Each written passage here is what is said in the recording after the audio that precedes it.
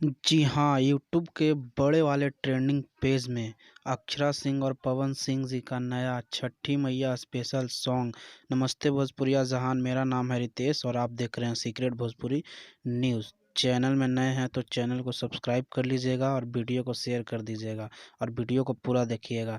तो मैं आप लोगों को बता दूं कि पावर स्टार पवन सिंह जी और अक्षरा सिंह जी का छठी मैया स्पेशल सॉन्ग गीत आप लोगों के बीच रिलीज हो चुका है।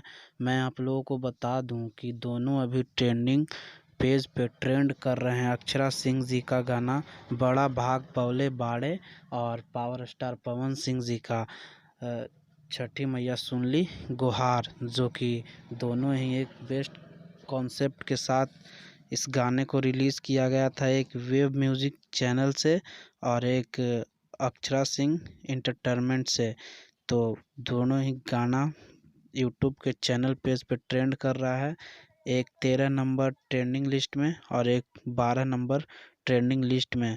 तो जो जो अभी तक इस सॉन्ग को नहीं सुने हैं जाकर सुने और अपना प्यार आशीर्वाद बनाए रखें और चैनल को सब्सक्राइब कर लीजिएगा। फिर मिलते हैं एक नए वीडियो में।